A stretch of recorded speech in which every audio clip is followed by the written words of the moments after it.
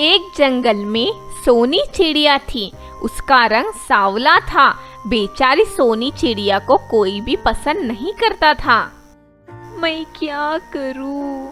मेरे रंग से मुझे कोई भी पसंद नहीं करता। ये रंग तो भगवान ने दिया है। भगवान, तुमने ऐसी सोच क्यों बनाई?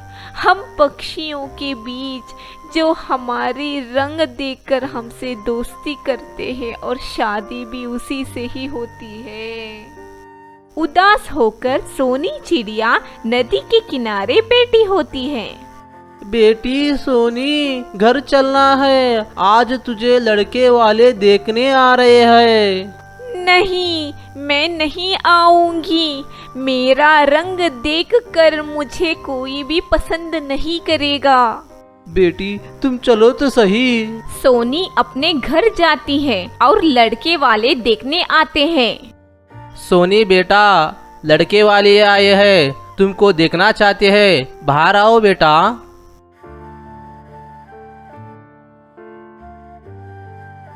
सोनी बेटा, अब आप अंदर चले जाओ, हमको कुछ बात करनी है।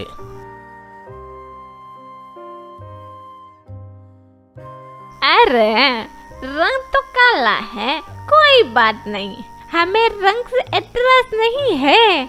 हमें लड़की पसंद है, तो शादी और दहेज की बात करें। नहीं माँ, मैं इससे शादी नहीं करूँगा। मैं दहेज लेकर सांवली रंग की चिड़िया से कभी भी शादी नहीं करूँगा।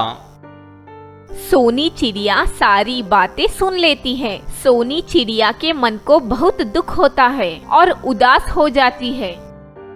सोनी के पिताजी ने दहेज देकर सोनी की शादी उसी लड़के के साथ करवा देते हैं। सुनिए जी, हमारी शादी होकर 4 दिन हो गए। ना आपने मुझसे बात किया है, ना ही मेरी सूरत देखी है। तुम्हारी शक्ल मुझे नहीं देखनी है। तुम मुझे पसंद नहीं हो। मेरे माँ बाप ने मुझे ये जबरदस्ती शादी करवाई है। अरे, ये तो मेरी शक्ल भी नहीं देखना चाहते। इस सब में मेरी क्या गलती है?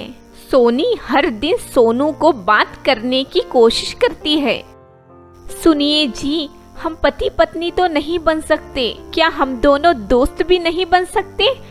दोस्ती वो भी तुमसे कभी नहीं होगी। इसी तरह से कुछ दिन बीत जाते हैं। सोनू अपने दोस्त के शादी में जा रहा होता है। बेटा सोनू, तुम सोनी को भी अपने दोस्त के शादी में ले जाओ। जब से शादी हुई है तुम दोनों कहीं पर भी नहीं गए। बेचारी घर से बाहर नहीं गई। तुम उसे भी अपने साथ ले जाओ। नहीं माँ, मैं इस लड़की को अपने साथ नहीं लेके जाऊंगा। अगर मैं इस लड़की को अपने साथ लेके गया तो मेरी वहाँ पर बेइज्जती हो जाएगी। मैं चलता हूँ माँ, मैं 4 दिन के बाद लौट आऊंगा। सोनू अपने दोस्त की शादी में निकल जाता है। जाते वक्त गिद्ध पक्षी को आते देख लेता है। अरे, ये तो गिद्ध पक्षी है, इधर ही आ रहा है। ये इस जंगल का डॉन है। अगर मैं इसके सामने आ जाता हूँ तो ये मुझे नहीं छोड़ेगा। गिद्ध जाने तक मुझे यहीं पर कहीं छुप जाना होगा। अरे अरे, ये तो सोनू है। इसकी तो अभी अभी शादी हुई है। अरे, ये तो मुझे देखकर छुप रहा है। अरे सोनू, अरे सोनू, छुप मत, बाहर आ जाओ। मैं तुझे कुछ भी नहीं करूँगा। हाँ हाँ गिद्ध जी, मेरी शादी हो गई है। अभी मैं मेरे दोस्त के शादी में जा रहा हूँ। तुम अपनी पत्नी को साथ नहीं ले जा रहे हो? सुना है कि तुम्हारी पत्नी उदास होकर नदी के किनारे बैठी हुई है। ये मेरा घर का मामला है, कृपया करके आप इसमें दखल अंदाजी मत कीजिए। गिद्ध जी, मैं आपसे कह रहा हूँ। तेरी इतनी हिम्मत की तू मुझे ऊंची आवाज में बात करता है? दूर दूर तक मुझे कोई भी ऊंची आवाज में बात नहीं करता सोनू। तू आज लक्ष्मण रेखा पार कर चुका है। आज तो पिटेगा जरूर, पिटेगा नहीं, बराबर मार खा के जाएगा। मुझसे गलती हो गई, माफ कर दो मुझसे गलती हो गई, मैं दोबारा नहीं करूँगा। मत मारो मुझे, मत मारो मुझे, माफ कर दो मुझे, माफ कर। अब बराबर हुआ। सोनू कभी भी मुझसे ऊंची आवाज में बात नहीं करेगा। चले जा सोनू वापस अपने घर को। बड़ा आया शादी में जाने वाला। अरे हट। सोनू मार खाकर अपने घर वापस चला जाता है। माँ दरवाजा खोलो माँ। क्या हुआ जी? आप तो 4 दिन बाद आने वाले थे, 4 घंटे के अंदर ही आ गए। क्या हुआ जी? तू जा यहाँ से, माँ को बुला। आपको किसने पीटा है जी, वो भी इतनी बुरी तरह से? माँ जी तो अपने मायके गई हुई है जी, मैं आपकी मदद कर देती हूँ। किस मुंह से बोलूं सोनी? हमारे जंगल में एक डॉन रहता है, उसका नाम गिद्ध पक्षी है। वो हर किसी को मारता रहता है, पीटता रहता है। आज मेरी बारी आ गई। उसने मुझे बहुत ही बेरहमी से पटक पटक के धोया। क्या करूं? मैं कुछ नहीं कर सकता। वो बहुत ही जालिम है, इसलिए मैंने उसके हाथ से मार खा के वापस आ गया। खां का दोस्त का शादी भाड़ में जाए दोस्त। सोनी अपने पति के घाव पर मलहम लगाती है और उसकी अच्छी तरह से सेवा करती है। कुछ ही दिनों में सोनू ठीक हो जाता है। सोनी को अपनी सेवा करते देख सोनू शर्मिंदा होकर मन ही मन सोचता है कि अरे सोनी तो मन से बहुत ही सुंदर है। अरे मैंने तो इसे भरा बुला बोला, उठते बैठते ताने मारे। अरे ये तो मेरी सेवा कर रही है। मैं आज शर्मिंदा हो गया। मैं माफ़ी मांगूंगा सोनी से और मैं उसके साथ अच्छा बर्ताव करूंगा। सोनी, सोनी। हाँ बोलिए जी। सोनी, मुझे माफ़ कर देना। मैंने तुझे बहुत ही ताने मार दिए, भला बुरा बोला। तुम्हारी सेवा देखकर मैं बहुत शर्मिंदा हो गया। आज मुझे लज्जा आ रही है, इसलिए मैं कहता हूँ कि मुझे माफ़ी दे दो, मुझे माफ़ कर देना। सोनी, तुम मुझे माफ़ करोगी ना? ये तो मेरा फर्ज है जी, जो मैंने निभाया है। माफी मत मांगिए, मैं आपसे प्यार करती हूँ। सोनी, सोनी, आज मैंने 2 पिक्चर की टिकट मंगवाई है। जल्दी से रेडी हो जाना, पिक्चर को चले जाएंगे। सोनी सोनू के मुंह से ये बात सुनकर उछलने लगती है, खुशी से उछलने लगती है। दोनों इसी तरह से अपना जीवन खुशी खुशी से अपना जीवन गुजारते हैं। हर एक लड़की को अपने शादी के अरमान होते हैं। शादी होने के बाद आराम से और खुशी से रहने की ख्वाब लेकर आती है। इसी तरह से सोनी चिड़िया अपने ससुराल ढेर सारा ख्वाब लेकर आती है। ससुर नहीं रहे और माँ जी को मैं अच्छी तरह से प्यार और सम्मान दूंगी, और पति को तो अच्छी नौकरी है, हफ्ते में वो मुझे बाहर घुमाने ले जाएंगे। कुछ दिन इसी तरह से सोनी और सोनू अपना खुशहाल जिंदगी बिताते हैं। कुछ दिनों में अचानक सोनू की नौकरी चली जाती है। सोनी के सारे सपने चूर चूर हो जाते हैं। अब हमारा क्या होगा सोनू? हमारे खर्चे कैसे चलेंगे? तुम्हारी एक बहन की तो शादी करने वाले हो। क्या करूं सोनी, कंपनी नुकसान में थी, इसी वजह से कंपनी बंद हो गई। तुम चिंता मत करना, सब ठीक हो जाएगा। सोनू हर कंपनी में जॉब के लिए अप्लाई करता है, मगर उसे कोई भी नौकरी नहीं मिलती। जो कुछ पैसे जमा किए होते हैं उसे सोनू की बहन की शादी में खर्च हो जाते हैं। 1 साल बाद सोनी को बेटा होता है। सोनी की परेशानी बढ़ने लगती है। सोनू, अब तो हमें बेटा हुआ है, इसका तो हमें खर्चा देखना होगा। हाँ जानता हूँ, मैं हर कोशिश कर रहा हूँ। तुम धीरज रखना सोनी। सोनी 1 साल बाद फिर एक बच्ची को जन्म देती है। सोनू, अब हम चारों का खर्चा कौन उठाएगा? माँ, ये घर हम बेच देते हैं, कुछ दिनों तक किराए के मकान में रह लेंगे। मैं तो काम की तलाश कर रहा हूँ, मगर मुझे कोई भी काम नहीं दे रहा है। जॉब ढूंढने के अलावा भी आप कोई और काम कर सकते हो ना। सोनी, मैं पढ़ा लिखा हूँ, क्या तुम सोचती हो अब मैं क्या रास्ते पर ठेला लगाकर बैठ जाऊँ? ये मुझसे नहीं होगा। सोनी रोने लगी और बोली, क्या मैं अपने बच्चों के अनाज के लिए तरसती रहूंगी? दोनों बच्चे खाने के लिए तरसते रहते हैं। अब पानी पीकर जिंदगी गुजारनी होगी। लगता है कि अब मुझे ही बाहर जाकर काम करना होगा। सोनी उदास रहने लगी। सोनू अपना घर बेचकर अपने बीवी और बच्चों का खर्चा उठाता है। कुछ दिन बाद सारे पैसे खत्म हो जाते हैं। सोनू और सोनी के बीच हर दिन हर रोज लड़ाई होने लगी।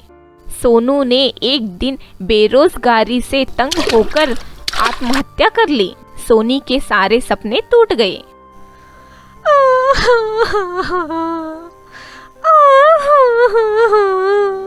ये आपने क्या कर लिया? बूढ़ी सास और 2 बच्चों की जिम्मेदारी सोनी के कंधों पर आ गई। कुछ पड़ोसी लोग गरीब समझकर कुछ कपड़े और खाना देकर मदद करने लगे। इसी तरह से उनका गुजारा होने लगा। माँ, मैं कुछ काम करना चाहती हूँ। अगर मैं इसी तरह से लोगों की मदद लेकर अपने बच्चों की पेट भरती रहूँगी तो मेरे बच्चे भी इसी तरह से हो जाएंगे। मैं नहीं चाहती जो मेरे साथ हुआ वो मेरे बच्चों के भी साथ हो जाए। इसीलिए मैं मेहनत करके काम करना चाहती हूँ माँ। मगर सोनी, तुम काम क्या करोगी? और काम करने के लिए पैसे भी तो चाहिए। कोई बात नहीं माँ, कोशिश करती हूँ। सोनी अपने रिश्तेदारों से मदद मांगने लगी। किसी ने भी कोई मदद नहीं की। सब ये सोचते थे कि ये इतनी गरीब है, हमारे पैसे कैसे चुकाएगी। माँ के घर से भी कोई मदद नहीं मिली। सोनी उदास हो गई और दुखी होकर रोने लगी।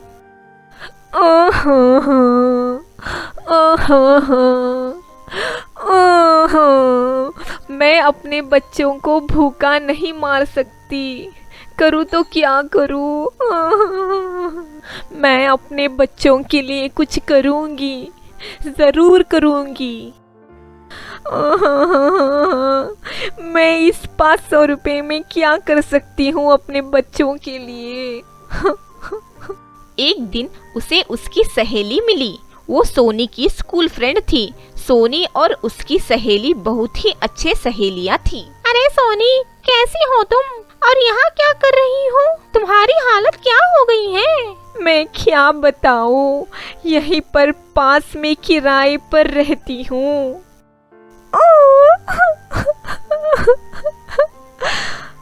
मेरे पति ने आत्महत्या कर ली है।